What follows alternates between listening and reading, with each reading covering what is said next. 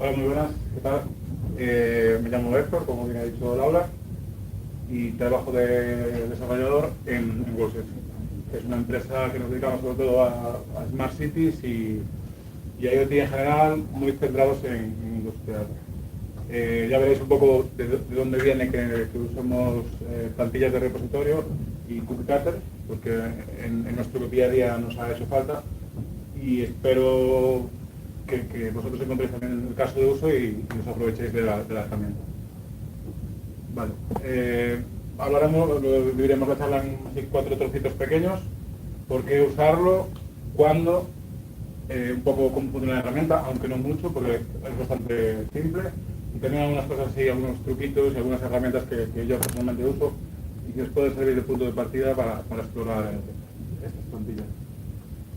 Vale, en Internet, en la comunidad, se usan estos términos de manera casi intercambiable. Hay algunos matices, por ejemplo, boilerplate, a mí me llama más a lo que es el código en sí, no tanto la estructura, los archivos, pero si queréis informaros más sobre esto, tened en cuenta esto, que según quién, pues usa cualquiera de estos nombres. Yo normalmente uso template o plantilla en español, pero bueno, seguro que se me escapa alguno, así que no os despistéis. Vale. ¿Por qué usar plantillas para repositorios? El caso, bueno, la idea principal es reutilizar código. Obviamente, esto va muy asociado también al hecho de hacer librerías públicas o privadas. Entonces, no es el primer paso, digamos que es el segundo.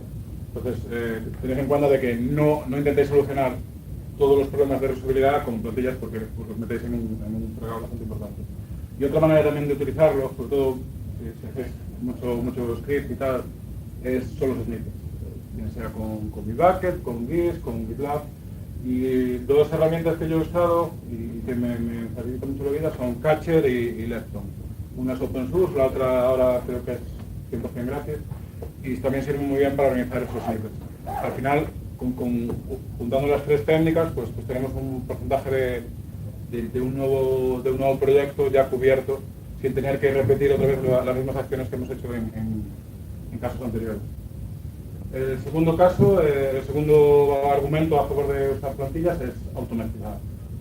Ahorras tiempo, reduces errores humanos y esto es muy importante. O sea, tú intentas hacer dos repositorios casi idénticos que hacen funciones parecidas con cosas específicas de lo que estás haciendo y vas a meter la gamba seguro.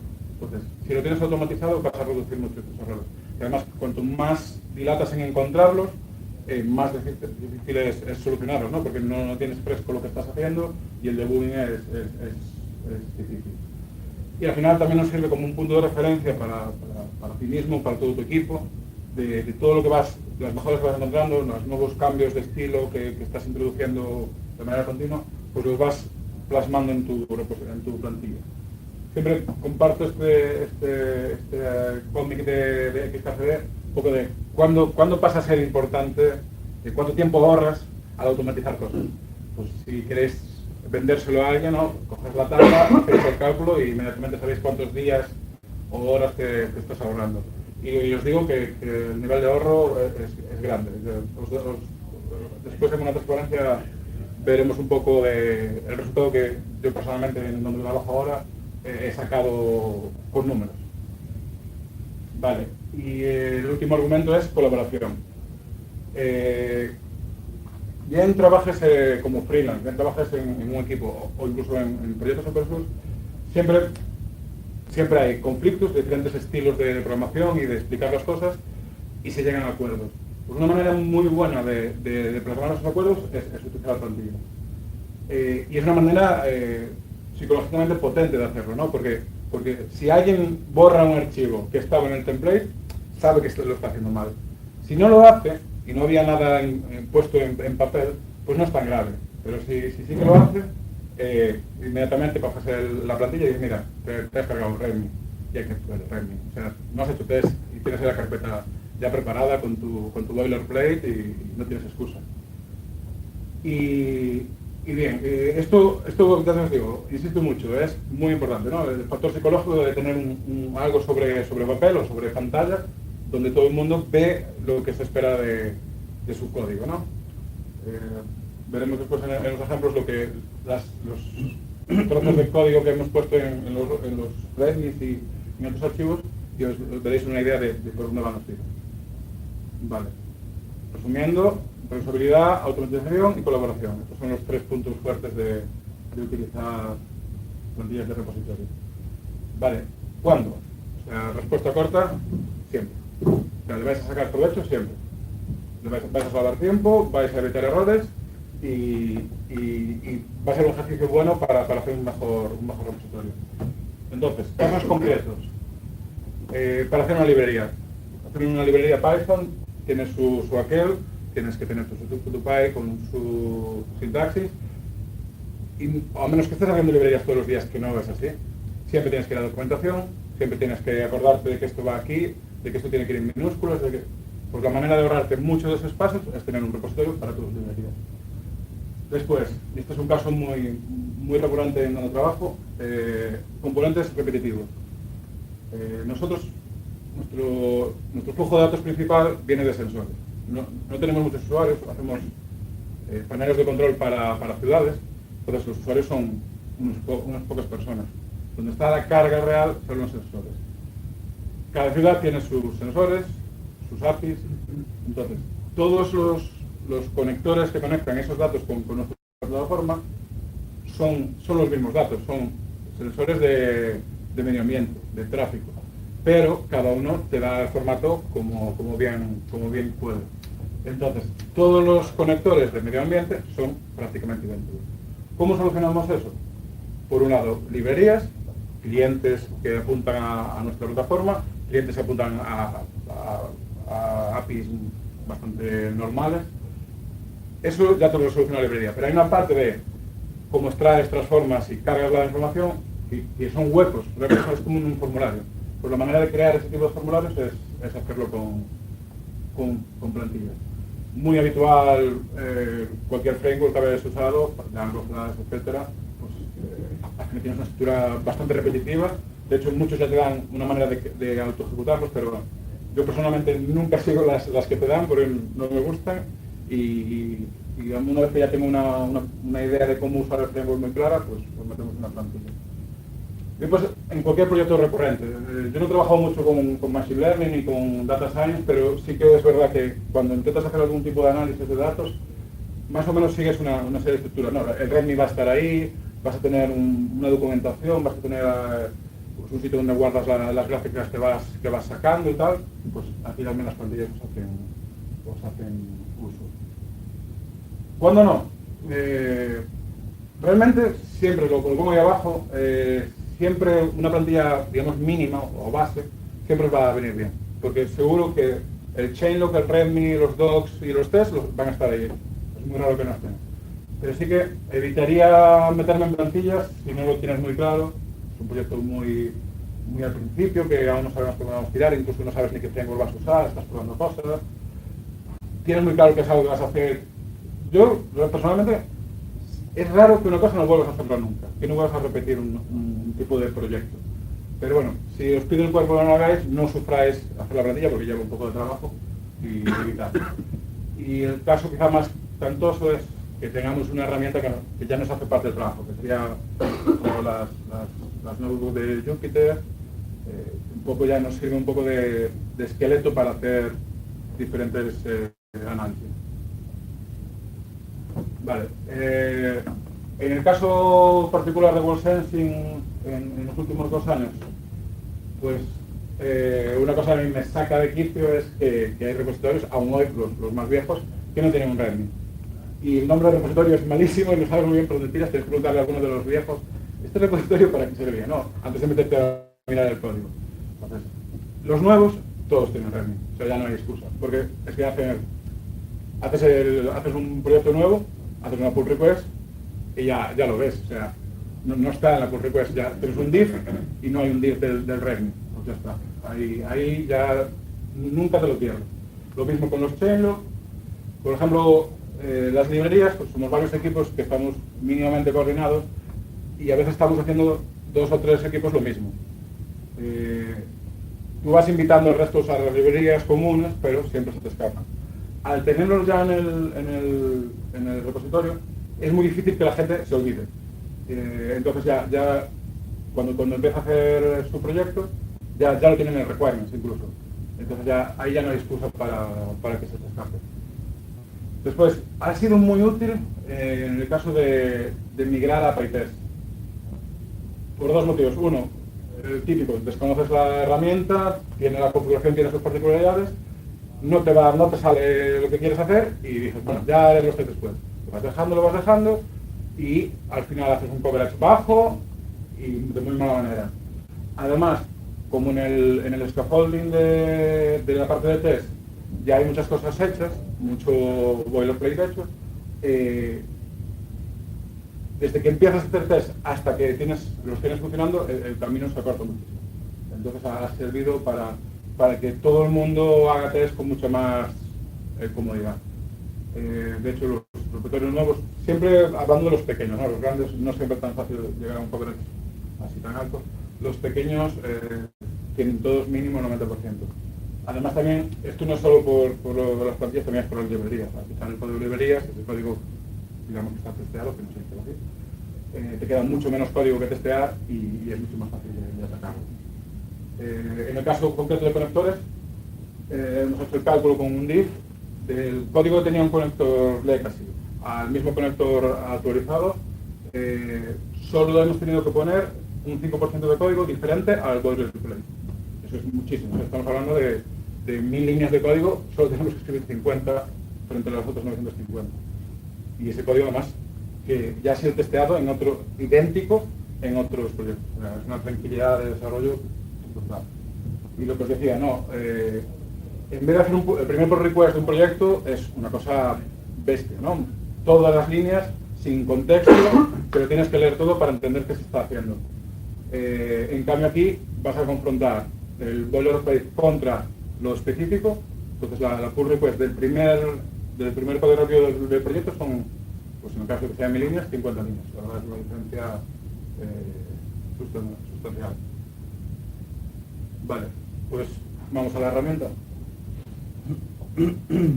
Es una herramienta de CLI, de terminal, pues la instalamos, yo lo he instalado a nivel global. Después funciona tanto con proyectos locales como remotos, o sea, si tenemos un proyecto, si estamos desarrollando el template en local, lo podemos ejecutar, o si lo ya tenemos funcionando, entonces lo está haciendo otra persona y lo sube a un Git, pues lo podemos ejecutar contra un remoto. Incluso con branches. Creo que muy bien, pues cuando estás creando una parte nueva, si tienes un repositorio estable y estás creando una parte nueva, pues vas haciendo pruebas hasta que la plantilla está perfecta. Y según qué tipo de usuario seáis, si vais a usar templates y no tocar nada, pues no lo necesitáis, pero si queréis sacarle el jugo a los templates y sobre todo crear los vuestros propios, pues tenéis que aprender un poco de Ninja 2, que es un sistema de templates bastante conocido, bueno, es de los creadores de Flash y se usa también en Ansible. Así que si usáis cualquiera de esas herramientas, pues ya matáis dos pájaros de un tiro. Vale, pues esto se ejecuta así, o sea, tan fácil. Estos son reales, son de la creadora de Google Tablet. Lo podéis ejecutar contra un fichero de configuración, podéis coger una rama y bueno, tiene algunas opciones más que os ayudarán. Hay una opción que yo no descubrí al principio, que me vino muy bien, que descubrí después, y es que tú puedes sobreescribir un repositorio, o sea que lo ejecutas, te falta un archivo, pues lo cambias en el template, luego vuelves a ejecutar y sobreescribe todo. Entonces es una manera de no tener que andar borrando ficheros y tal, que al final es lo que decíamos antes, automatizar. Te vas hablando segundos y moral también. Vale, cuando ejecutamos el cubectl, nos saldrá un prompt con una serie de preguntas que nosotros hablamos predefinido. En este caso, este es el prompt real del de Audrey. Entonces, pregunta, pues estos nombres se irán cubriendo en sucesivos archivos y ficheros y directorios. Bueno, os marco esto para que veáis lo que el resultado final. Hay tres tipos de variables. Hay variables de texto, opciones, como por ejemplo estas, 1 y 2, booleanos, sí y no. Si presionamos Enter, nos da la solución por defecto. La pena es que no funciona con números, se funcionarán después al aplicar la plantilla. Aquí falta mucho trabajo. Es una cosa que están intentando desarrollar, que es pues, que tenga texto descriptivo para explicar pues un name que implica pues, que haya un helper aquí. Eso aún no está, es una pena, pero lo solucionas un poco con el README. Vale, pues en este caso hemos puesto de project flag boilerplate y vemos que el boilerplate se reproduce, pues, por ejemplo, en un nombre de un fichero, en el nombre de un directorio y un nombre de otro fichero. Como podéis ver, se pueden hacer variables parciales, ¿no? Después ¿cómo se distribuye? O totales. También dentro del texto. Aquí está. Si hemos escogido la defensa init, pues como un bloque if de Jinja, el fichero el de licencia, se ha sustituido por el if que se active. Hay otra manera de ejecutarlo también, que es tener varios ficheros y según qué variable esté activada, pues cogemos un fichero otro y borramos el resto. Pero esta es la forma más natural para hacer archivos pequeños, ¿no? Tienes como las n licencias que tengas en el mismo fichero y el if que hayas activado, pues se convierte. Y pues si no conocéis Jinja, no solo podemos utilizar variables, digamos, menos dinámicas, ¿no? Que sustituimos valores, sino también podemos ejecutar funciones de Jinja propiamente y funciones directamente de Python. O sea, podríamos usar un uppercase o un lowercase en cualquier variable que sería ejecutada al aplicar la bandilla. Se puede llegar a un nivel de complejidad muy grande. Por ejemplo, aquí en el archivo de licencia se sustituyó el if y dentro del if teníamos el año y el nombre del autor. Vale. Por la web hay decenas, si no cientos de templates ya existentes. Casi lo mejor que podéis hacer es bajaros alguno y ver cómo hay, sobre todo algunas soluciones así complicadas que para borrar archivos, para escoger trozos de código, que hay cosas muy chulas. Pues dos de los más me han gustado es el base de Audric. En esa URL tenéis un montón de ellos. Y después uno de Data Science está muy chulo, que también os recomiendo. Vale.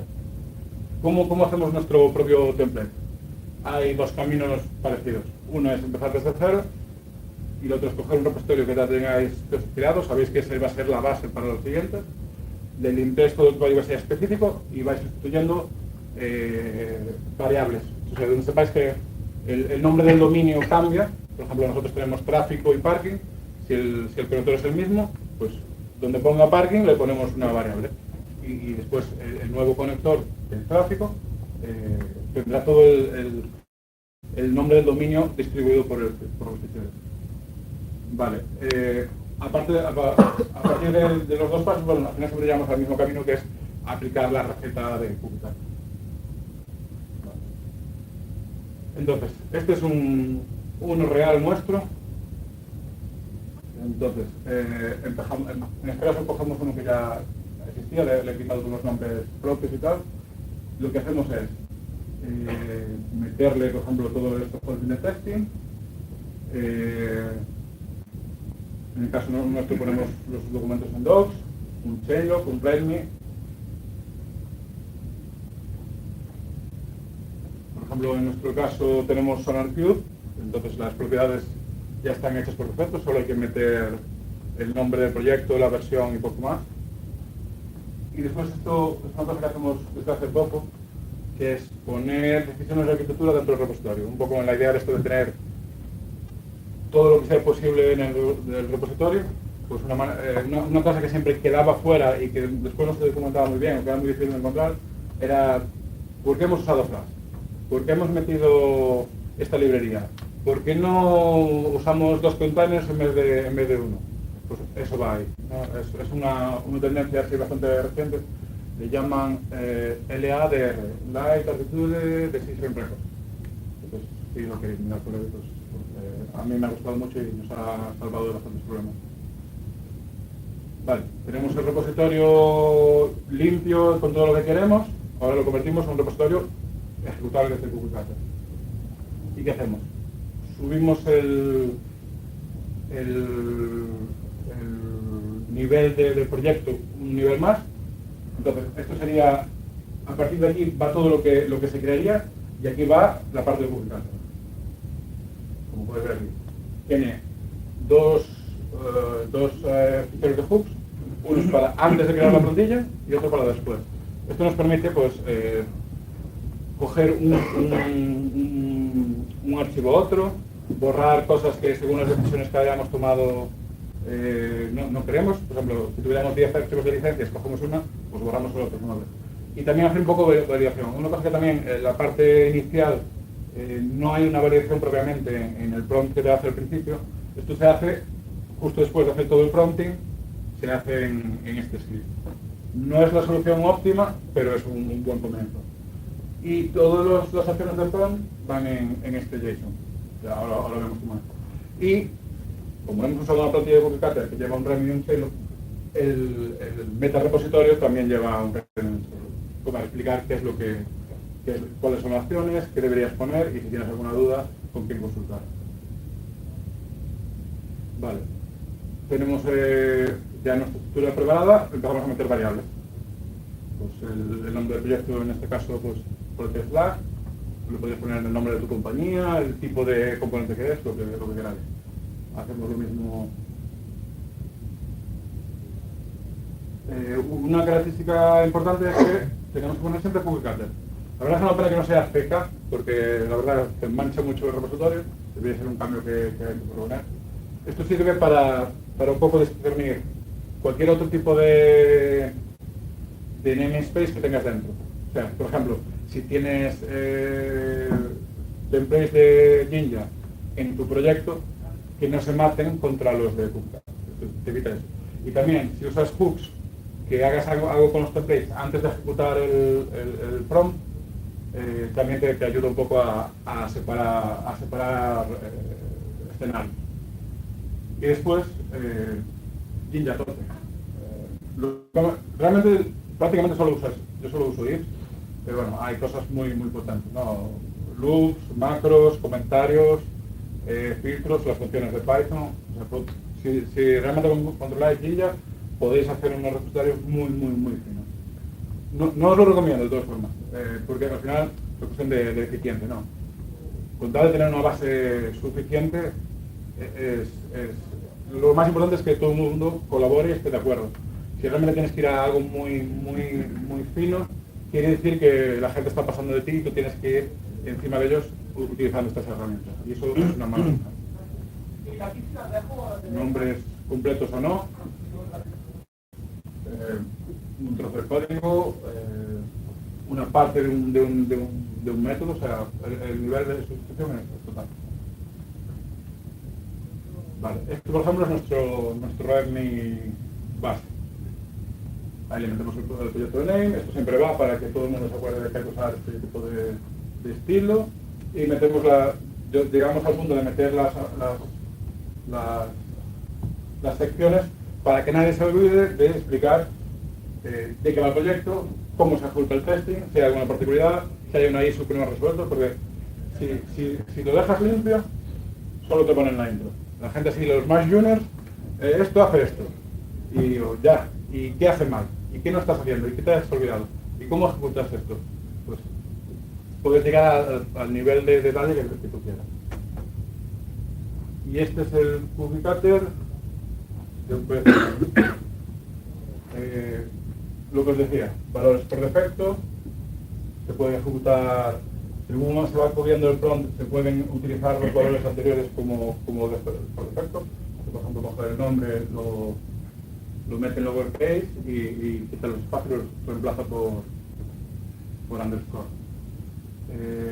Por ejemplo, aquí las librerías, esto cubrirá el requirement con la versión adecuada. Esto no es tanto como para que tú cambies la versión, sino para que cada vez que hay una versión nueva de esta librería, Concept Manager, pues la actualizas en el template, y el que empiece el nuevo proyecto no va a tener una versión vieja, va a tener la versión más actualizada. Es una manera de evitar errores de este tipo, porque nos ha pasado más veces de las que nos gustaría, de tener una librería vieja, la 1.2.0, que tiene un bug concreto, y el tío está 4 horas intentando resolver el bug, viene junto tuyo, mira, es que tengo un bug aquí. ¿Cuál es? Este. Hostia, si esto ya está solucionado. Y si hubiera estado el template actualizado, no hubiera pasado. Vale. Esto ya lo os he contado. Bueno, algunas cosas más que puedes hacer en los hooks es bajarte cosas de otro repositorio. Podrías, por ejemplo, iniciar el Git y hacer el primer commit. Y así te evitas hacer el primer commit todas las veces que hagas el proyecto. O por lo menos, por ejemplo, que hagas el request line. Este es otro ejemplo. No tiene nada especial. Vale, claro. ¿Qué pasa cuando haces todos los templates? Que después, pues las prisas, el día a día, cuesta mantenerlos. Y creo que es muy importante, por lo que os decía, lo de las librerías, lo de nuevas decisiones, nuevos, pues a veces el estilo evoluciona un poco por la madurez del equipo. La manera de que esas decisiones estén al día, estén ahí frescas, es volver siempre al repositorio. Yo lo que hago muchas veces es, cuando cojo un proyecto legacy o empiezo un proyecto nuevo, uso el IDE con 2 pantallas y voy chequeando pues que estén sincronizados. Si hay algo bueno del repositorio nuevo que no está en el template, pues lo cambio. Y al final del día o de los días que esté con esta fase, tendré un repositorio, pues la nueva versión.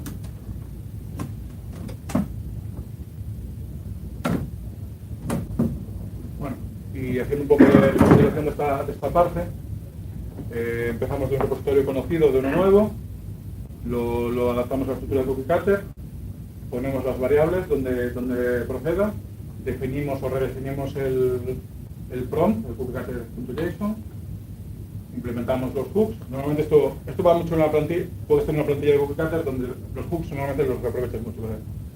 Si esta opción está activa, para meter ficheros, pues ese método lo vas a utilizar una y otra vez.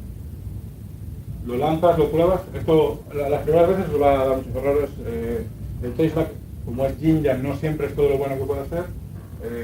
Cuando pilláis un poco de costumbre, será bastante directo, pero bueno, tendréis que tirar al principio mucho. Y de nuevo, acordaros de mantenerlo. Vale. Asociado a este trabajo de hacer plantillas, pues hay otro trabajo detrás, el que os decía de las librerías y muchos otros. Este tipo de esfuerzos, porque son esfuerzos, no pueden ir solos, tienen que ir acompañados. Entonces, ya en toda mi carrera y especialmente estos últimos 2 años, que han sido, tenemos un equipo muy bien compenetrado y con intención de hacer las cosas muy bien, pues hemos llegado a estas decisiones que podréis hacernos un challenge, ¿no? Que a lo mejor no os gustan, pero si no tenéis ninguna, es bueno empezar por aquí, ¿no? Empezar por aquí y después, según vais viendo si os funciona o no, vais probando otras cosas también. Uno, tener un sistema de versionado. Uno que está muy bien y que además engancha muy bien con el versionado de Python es el Semantic Versioning 2.0. De hecho, ya lo habéis visto, lo ponemos en todos los readmes para que nunca se nos olvide. Usamos Markdown, hay otras opciones, pero creo que hay muchísimas herramientas, está muy extendido.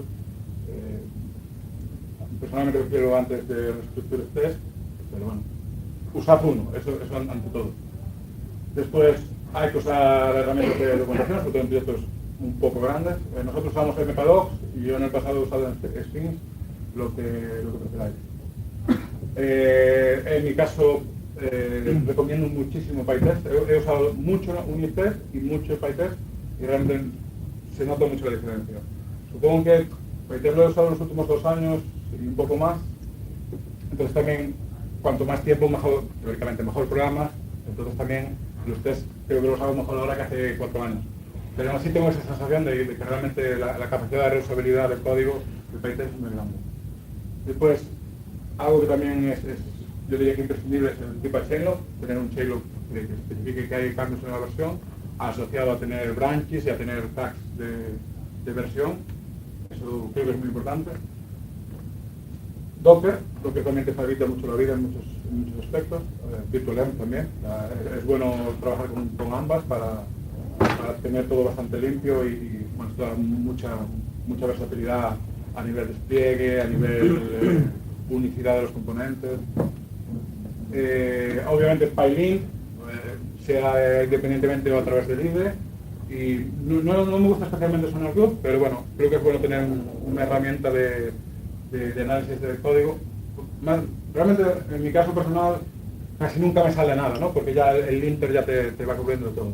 Pero sí que hay algunos aspectos que el linter no te cubre que el SonarCube sí. Y es la frontera, ¿no? Si tú no has hecho lo que tenías que hacer, es la máquina que te dice, te has olvidado de revisar tu código, revísate el estilo. Y después, como ya he repetido varias veces y no me canso de repetirlo, librerías. O sea, antes o con todo esto, extraer todo lo que es repetitivo a librerías es imprescindible. Porque en el momento que ya tienes una librería que está testeada, la tranquilidad con que desarrollas es mucho mayor y el número de líneas de código que despliegas es mucho menor. Vale, para hacer un poco la charla he usado la herramienta de Terminal Tree, que viene muy bien para visualizar toda la profundidad de un repositorio. Además tiene un montón de opciones, está muy chulo. Después, en este caso no lo he usado, pero sí que lo he usado otras veces hablando de Publicator. AskCinema es una página y una herramienta que es capaz de grabarte la ejecución de terminal durante unos segundos. Y queda muy bien. O sea, al final yo prefiero usar este método, ¿no? de mostrar directamente los trees y marcarlos con colores, pero otra forma muy chula de hacerlo es usando el AskCinema. Hay más herramientas además. Y otra herramienta que hemos usado mucho últimamente es Videl, que es para gestionar tus variables de entorno. Realmente el paso más natural quizás sería usar el IDE, pero como hay muchos estilos en mi equipo, pues el IDE unos lo usan a tope, otros casi podrían vivir solo con un Emacs pelado. Entonces el direct un poco mata a todos, o sea, no hay excusa. Y un poco en su momento teníamos las variables de entorno distribuidas en estos 4 archivos y era una locura. Todas las semanas había una variable de entorno que no estaba bien, que no estaba, y claro, los errores aparecían pues, en el despliegue, probando en el local, era desesperante. Entonces hemos metido todas en el punto .env y ya se encarga direct en cuanto entres en el repositorio, te las carga. Y el punto env es compatible tanto con Docker como Docker Compose como en el propio direct. Y es tan fácil como, además te cuida un poco de si haces un cambio, no te los carga automáticamente, tienes que darle un al lado. Así también te das cuenta si has cambiado algo erróneamente o no te acordabas que lo cambiaste ayer, y es una manera de estar un poco atento de que no hagas ninguna gambada. Vale, y de esas herramientas, o de las herramientas que utilizamos habitualmente, pues también me gusta hablar más de las que no me gustan, ¿no? Y los Makefiles llevan con nosotros mucho tiempo y la verdad que son la hostia, ¿no? Funcionan siempre y tal, pero yo siento que hay otras opciones. He visto Luigi también, no sé si lo conocéis, miradlo por si acaso, pero no me acaba de convencer. Y también he usado Python Fabric, que realmente la idea es usarlo como para servidores remotos, pero bueno, hay maneras de usarlo localmente. Está mejor, porque al final usas Python, tienes mucha más versatilidad, pero tampoco acaba de llegar al potencial de los Makefiles. Entonces, la tengo marcada ahí como en el futuro lo cambiaré. El pip igual el .txt pues tiene mucho tiempo también. Hoy hablará Andreu de PyTrem, así que es una buena oportunidad para ir pensando cambiar ya de requirement.txt. Y después explorar más Setup.by. Nos puede ayudar mucho en esta parte de la plantilla de repositorios. Y otra cosa que he estado explorando últimamente es o vitaminar la shell bash, y mi referencia ha sido ZSF. Tiene muchos hooks muy potentes, bueno, por ejemplo, para saber en qué rama estás en el momento, para acceder a otros directorios de una manera más rápida. Bueno, tiene muchas cosas muy tuneadas que creo que merece la pena explorar. Y voy a ser un tío malo, y os voy a dejar de ver. probad un repositorio, tenéis ahí 2 referencias, haced uno propio. Por favor, leeros Semantic Versioning y Pachelo, que os puede ayudar a mejorar vuestro versionado y cómo escribís vuestros cambios en vuestro repositorio. Si os gusta, si no, si tenéis sugerencias, si queréis hablar mal de mí, podéis hacerlo públicamente o privadamente en Twitter. Y os ofrezco la posibilidad de leer más cosas de tecnología que hemos estado escribiendo en los últimos 2 años en Google Sensing. Tenemos ahí un pequeño blog totalmente técnico y está chulo además porque hablamos tanto de hardware como de freeware como de software. Entonces veréis un poco, no sé qué experiencia tenéis vosotros, pero yo he trabajado siempre en el lado muy software y la verdad está siendo una experiencia muy chula de ver el mundo de la tecnología a otro nivel día a día, ¿no? Que es tocar también el hardware. Entonces veréis pues cosas que un poco fuera del mundo Python y fuera del mundo del software de alto nivel.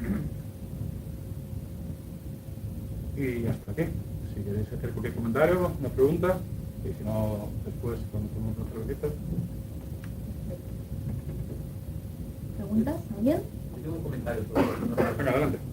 Que como visto antes que te has quejado de que el ninja Publicator es muy largo, yo nunca uso Publicator y hace años que no toco el ninja, ¿no? Pero no se puede crear una variable que sea con un test que quiera hacer Publicator igual a CK. No repites esa variable. Vale, Pero voy a probarlo, no funciona. Sí, seguro. Y si no, tocar el código base, seguro que lo haces por recuerdo. Realmente, lo potente de aquí es usarlo. O sea, yo no lo he explorado mucho, de Ninja sé muy poco y he aprovechado muchísimo la tecnología. No, porque imagínate tú. me dolía. Me la apunto, gracias. ¿Más preguntas? Muchas gracias, Víctor.